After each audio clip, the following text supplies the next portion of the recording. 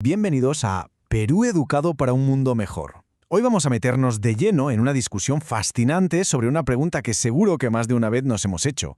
¿En qué momento dejamos de ser nosotros mismos, con nuestras propias ideas, para convertirnos en una simple etiqueta política? Vamos a analizar testimonios muy potentes sobre esa presión que existe para encajar en un molde y cómo eso, claro, choca con nuestra capacidad para pensar por nuestra cuenta.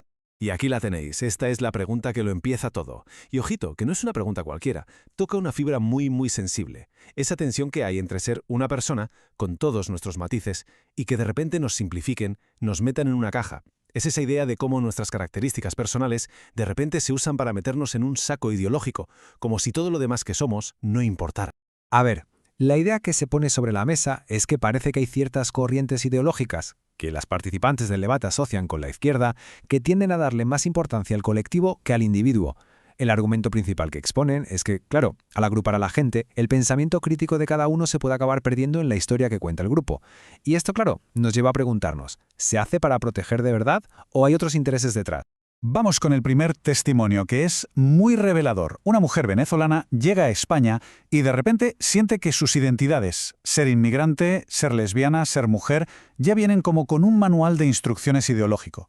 Ella describe que en lugar de verla como una persona con su propia historia, parecía que todo el mundo esperaba que encajara en un molde que ya estaba hecho de antemano. Pero, claro, esto no es solo una sensación, ¿eh? Ella lo aterriza con un ejemplo súper concreto. Cuando va a montar una empresa con su mujer, se topa con un montón de trabas burocráticas, más de las normales. De hecho, su propio gestor le dice, oye, que esto no es lo habitual, os están pidiendo demasiados papeles. Y aquí viene la paradoja que es tremenda. Las mismas narrativas que se supone que estaban ahí para protegerla, en la práctica, la pusieron bajo sospecha. Vale, pasemos ahora al siguiente testimonio. Es de una socióloga y añade otra capa más al problema. Ya no es solo que te encasillen, es que te utilicen. Que te conviertan, como ella dice, en un producto. Su perfil, vamos, que sobre el papel era perfecto para una narrativa política muy concreta. Mujer, homosexual, de familia obrera. Ella misma cuenta que en la universidad se sintió cómoda en ese papel. Pero ¿qué pasa? Que su formación como socióloga la empujaba a analizarlo todo, a tener pensamiento crítico. Y ahí, justo ahí, es donde empieza el conflicto. Sintió que su identidad se estaba usando para apropiarse de su opinión, como si por tener esas características, su voto y su voz ya tuvieran dueño. Es que esta frase lo resume todo a la perfección. La metáfora del escaparate es potentísima, ¿verdad? Es esa idea de que te colocan ahí, a la vista de todos, como un producto. La gente pasa, ve el envoltorio, mujer, emprendedora, homosexual, socióloga, y ya da por hecho todo el contenido. Ah, esta tiene que ser progresista, de izquierdas. Ella describe el esfuerzo extra que ha tenido que hacer para decir, un momento, aparte de todo eso, soy una persona que piensa por sí misma, y mi pensamiento crítico no me lo vais a quitar. Y aquí viene lo fuerte. Defender esa individualidad tiene un precio. Y a veces es un precio altísimo. Esto no es un debate de salón. Ella cuenta, con una sinceridad que desarma, cómo por intentar debatir, por pedirle a sus amigas de toda la vida que defendieran sus posturas con argumentos, acabó perdiendo amistades de más de 15 años. La respuesta que se encontraba no era un «pues yo creo que», sino una etiqueta. ¿Facha o qué arrogante? Bueno, y ahora vamos a cambiar un poco de tercio para explorar otra cara de este debate. Lo hacemos a través de las experiencias de dos inmigrantes. Sus historias, aunque son distintas, tienen algo en común. Desafían de frente las expectativas políticas que, según ellas, la sociedad española asocia a su condición.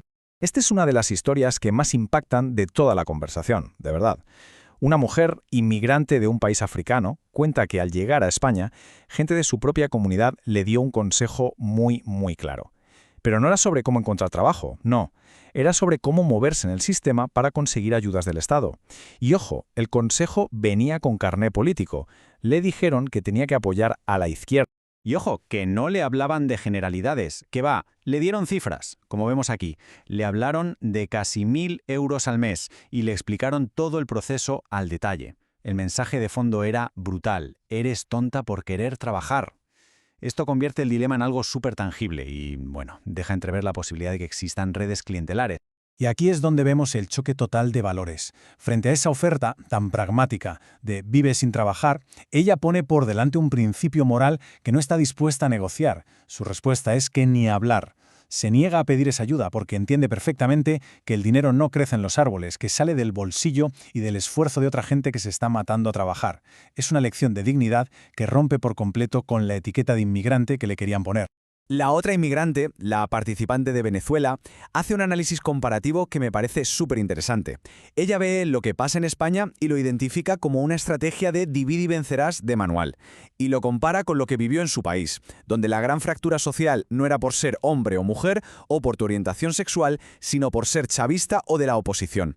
La conclusión a la que llega es que la táctica es la misma en ambos sitios, lo único que cambian son las excusas para dividir a la gente.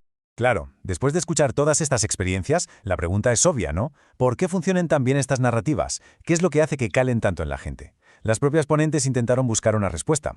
Y para intentar entenderlo, se lanzó una pregunta directa, y la verdad bastante peliaguda.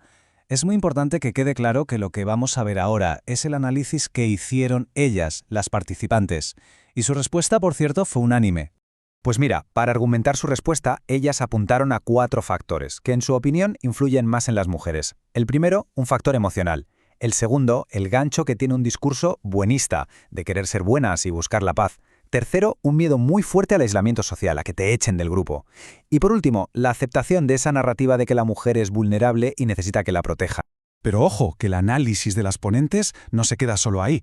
Amplían el foco y señalan a otros grupos que, según ellas, ayudan a que este sistema se mantenga. Hablan de los funcionarios y de los que ellas llaman parásitos, refiriéndose a quienes viven del sistema de ayudas. La lógica que exponen es simple. Estos grupos tienen un interés muy directo en que nada cambie, porque al fin y al cabo se benefician de cómo están las cosas. Al final, todo esto nos lleva a la idea principal que defendían las participantes, la importancia enorme y lo difícil que es de mantener un pensamiento crítico propio en un mundo que, según su visión, te empuja todo el rato a pensar como el rebaño. Esta frase es demoledora, la verdad, y resume perfectamente el coste social del que hablábamos. Lo que viene a decir es que para una mujer, en concreto, atreverse a desafiar la narrativa del colectivo puede significar el aislamiento total. Y no es una forma de hablar, ¿eh? Se refiere a perder a tus amigas, a que te señalen en tu comunidad, a quedarte literalmente sola por pensar diferente. Así que, al final del día, el dilema que se plantea parece ser este. Es una elección entre la comodidad y la seguridad que te da pertenecer a un grupo, aceptar el pack ideológico completo sin hacer preguntas, y la tarea, que muchas veces es solitaria y muy dura, de defender tu propio criterio, con todo lo que eso conlleva. Y con esto terminamos, pero dejamos una pregunta en el aire para que cada quien le dé una vuelta. ¿Son nuestras características, las cosas con las que nacemos, las que tienen que dictar lo que pensamos políticamente? ¿O es nuestra ideología, lo que vamos construyendo con la experiencia y el pensamiento crítico, lo que debería definir quiénes somos y cómo vemos el mundo?